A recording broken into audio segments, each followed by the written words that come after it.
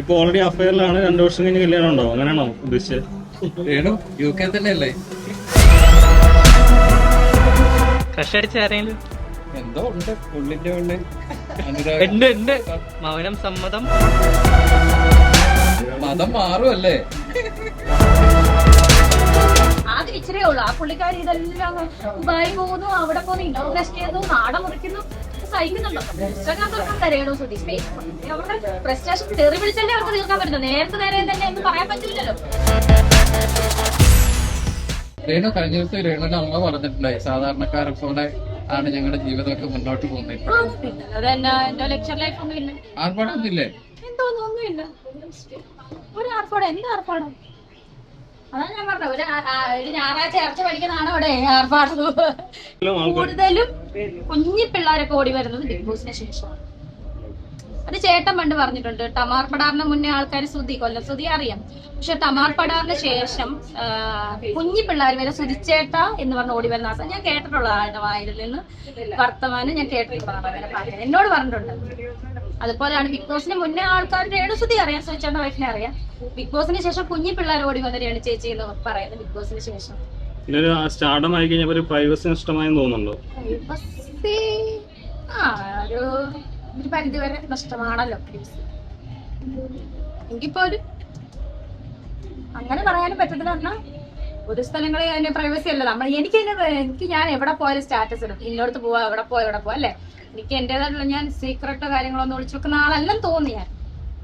ഞാൻ എവിടെ പോയാലും നിങ്ങൾക്ക് എന്റെ വാട്സപ്പ് നമ്പർ ഉള്ള ഇതിനകത്തുള്ളവർക്ക് അറിയാം. ഞാൻ ഉറങ്ങുന്നോളം വരെ സമയം വരെ സ്റ്റാറ്റസ് ഇട്ടിട്ടാണ് ഞാൻ ഉറങ്ങുന്നത്.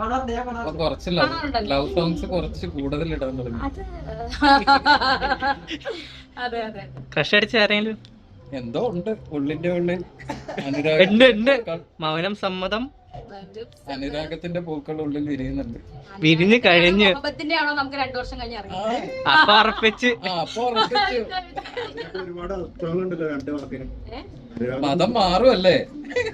മതം മാറുമോന്നോ? എന്റെ ദൈവം അടുത്ത പറഞ്ഞ മിണ്ടരുത്. ഞാൻ വെറുതെ പറഞ്ഞതാ. ഞാൻ വെല്ലുവിളിക്കുന്നു എല്ലാരും എന്റെ വീട്ടിൽ ഞാനുള്ളപ്പോ തന്നെ വരട്ടെ, കാസാരയിട്ട് വരാം, അവരിരുന്ന് എന്നെ പറയട്ടെ. ഒരു കുഴപ്പമില്ല. എന്നെ സ്നേഹിക്കാൻ 10 പേരുണ്ട്, അത് മതി. എന്നെ മനസ്സിലാക്കാൻ. ആദ്യഘട്ടത്തില് ശ്രീലക്ഷ്മി ആരോപണം ഉന്നയിച്ചല്ലോ, അതിനുശേഷം ശ്രീലക്ഷ്മിനെ എപ്പോഴും കണ്ടിരുന്നു? ഇല്ല. ദിനമുന്നേ കുളിക്കതും എന്നെ തേടി എൻസേലനുണയാലുന്തൻ തலை துடிப்பாயே அது கவிதை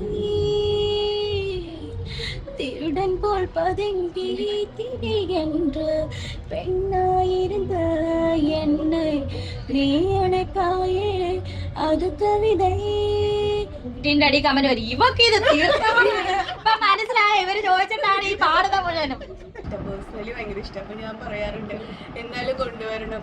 പിന്നെ ആളെ എബ്രോഡൊക്കെ പോകുമ്പോ പിന്നെ നമുക്ക് കിട്ടണില്ലല്ലോ. അപ്പൊ പിന്നെ ആനിവേഴ്സറി വന്നിട്ട് ഓക്കെ കേരളത്തിൽ കിട്ടുന്നില്ലെന്നാ ലാലേട്ടൻ പറഞ്ഞാൽ കേരളത്തിൽ കിട്ടുന്നില്ലെന്നാണല്ലോ പറയാറുള്ളത്. പിന്നെ നമ്മുടെ സ്പൈക്കുട്ടെ വിളിച്ചിട്ട് പറഞ്ഞത് എവിടെ പോവാ, ഞാൻ ഖത്തർ ബഹറിലൊക്കെ ഇനോഗ്രേഷന് പോവാന്ന് പറഞ്ഞു. പുതിയ കാറിന്റെ വിശേഷം പറഞ്ഞു. എന്ത് വിശേഷം? കാറ് കിട്ടി. അല്ലാതെ അതിനെപ്പറ്റി പുതിയ വിശേഷം ഒന്നും പറയാൻ എന്തോന്നിരിക്കുന്നു. എനിക്കറിയത്തില്ല എന്റെ പൊന്നും കുഞ്ഞെ. അത് വണ്ടി ഓടിക്കുന്നവരോട് മൈലേജ് എന്നതാണെന്നറിയാത്ത ഞാൻ ഇല്ല. ഞാൻ പറഞ്ഞില്ല ചേട്ടാ, ഞാൻ വണ്ടി ഓടിക്കത്തില്ല. ഓടിക്കുന്നവരുടെ ഇപ്പുറത്ത് ഇരിക്കും. വണ്ടി ഓടിക്കത്തില്ല. എന്തുകൊണ്ടാണ് മലയാളികൾ ചിന്തിക്കാത്ത തോന്നുന്നത്? എല്ലാ മലയാളികളും ടിപ്പിക്കൽ മലയാളീസ് കുറച്ച് പേരേ ഉള്ളൂ. സഹിക്കാൻ പറ്റില്ല, ഒന്നും വാങ്ങാൻ പറ്റില്ല. അവര് തലകുത്തി നിന്നിട്ട് ഒന്നും വാങ്ങാൻ പറ്റില്ല.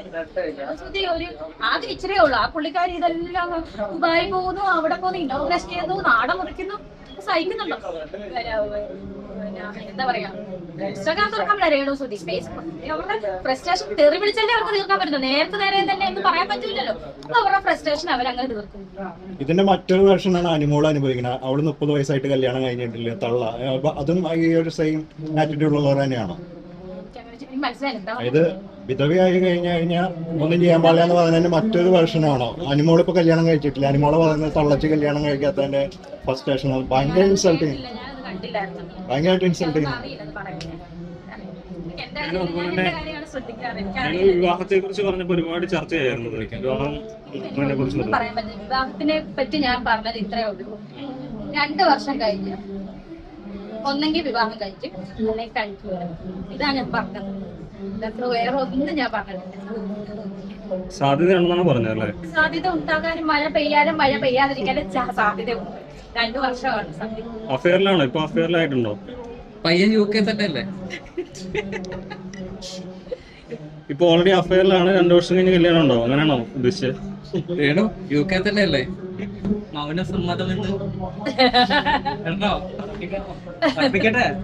ഇവരാണ് വളച്ചൊടിക്കുന്ന ആൾക്കാർ. മനസ്സിലായി. രാജോടിച്ചാലും കുഴപ്പമില്ല. ഞാൻ രാജ്യം പറഞ്ഞിട്ടില്ലല്ലോ. അപ്പൊ ആളുണ്ട്. കാനഡയിലല്ലേ? അത് പറഞ്ഞത് ആളുകൾ എവിടെയും ഉണ്ട്. ലോകം മുഴുവൻ ആളുകളുണ്ടല്ലോ. നമ്മളൊക്കെ ആൾക്കാരല്ലേ? നമ്മളൊക്കെ ലോകത്തുള്ളവരല്ലേ? അല്ല, ആളുകൾക്ക് ഇങ്ങനെ ഓരോ സംഭവങ്ങൾ കിട്ടുമ്പോഴാണല്ലോ അവരിങ്ങനെ ഓരോന്ന് കഥ കുറച്ച് പറയുന്നത്. കഴിഞ്ഞാൽ നമുക്കറിയാമല്ലോ ആരാ എന്താണെന്ന്. ഉണ്ടെങ്കിൽ തീരുമാനിച്ച് ഉറപ്പിച്ചിട്ട് ഇത് നല്ലൊരു പ്രൊഫഷനായി ഇനിയിപ്പം കാറായി ഇനിയിപ്പോ ഒരു വീടായിരിക്കുമോ അടുത്ത ലക്ഷ്യം എന്ന് പറയുന്നത്? അടുത്ത ലക്ഷ്യം വീട് നമ്മുടെ മനസ്സിലുള്ള ലക്ഷ്യമാണ്. ഇത് എടുക്കണം, വീട് ഉണ്ടാക്കണം. ഇപ്പൊ പെട്ടെന്നൊന്നും ഇല്ല. ആ. എന്തായാലും മേടിക്കണം, ഉണ്ടാക്കണം.